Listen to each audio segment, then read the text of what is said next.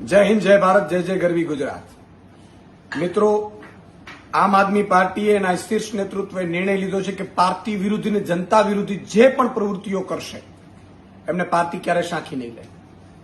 ધારાસભ્ય શ્રી ઉમેશ મકવાણાની વારંવાર એમની વિસ્તારમાંથી પણ ફરિયાદો આવતી હતી. પાર્ટી વારંવાર એમને કહેતી હતી કે વિસ્તારમાં રહો. વિસ્તારમાંથી કેટલાય લોકોનો પણ ફરિયાદો આવતી હતી. વિવિધ પ્રકારની ફરિયાદો આવતી હતી. ભ્રષ્ટાચારની ફરિયાદો આવતી હતી.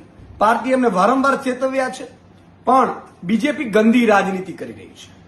ભાજપ છે એમણે ઉમેશ મકવાણાને સાંધી લીધા છે અને પાર્ટી વિરુદ્ધ સતત એક્ટિવિટીઝ, એન્ટી પાર્ટી વિરુદ્ધ એક્ટિવિટીઝ કરવા માટે સતત ભાજપ છે એમને પ્રયાસ કરાઈ રહી છે.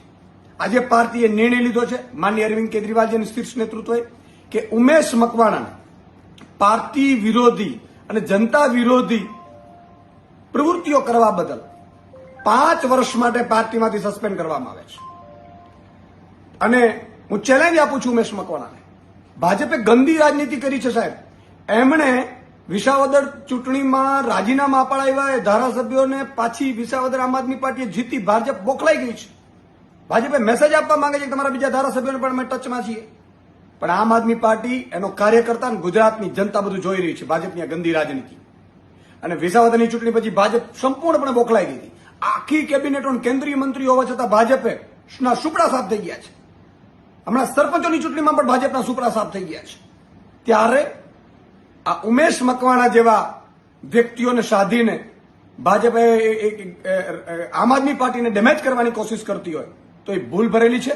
હું ઉમેશ મકવાણાજીને ચેલેન્જ આપું છું કે તમે ધારાસભ્ય તરીકે રાજીનામું આપીને ફરીથી ચૂંટણી જીતી બતાવો.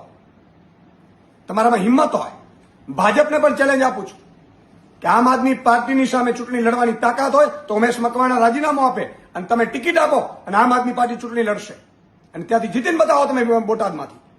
બોટાદની જનતા બધું જાણી રહી છે. બોટાદની જનતા માટે અમે વારંવાર ઉમેશ મકવાણાને ચેતવ્યા છે. એમની વિરુદ્ધ કેટલી ફરિયાદો થઈ છે, કેટલી ફરિયાદો આવી છે, ભ્રષ્ટાચારની ફરિયાદો આવી છે. ક્યારેય આમ આદમી પાર્ટી ભ્રષ્ટાચારને સાંખી નહીં લે.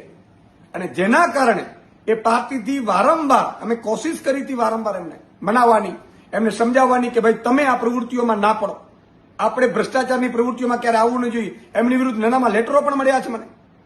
ત્યારે ભાજપે એનો ઉપયોગ કરીને કોશિશ કરી હતી આમ આદમી પાર્ટીને ડેમેજ કરવાની. આજે આમ આદમી પાર્ટીએ નિર્ણય લીધો છે 5 વર્ષ માટે એમને સસ્પેન્ડ કરવામાં આવે છે અને એમનામાં હિંમત હોય તો ધારાસભ્ય તરીકે રાજીનામું આપીને ફરીથી ચૂંટણી જીતી બતાવે.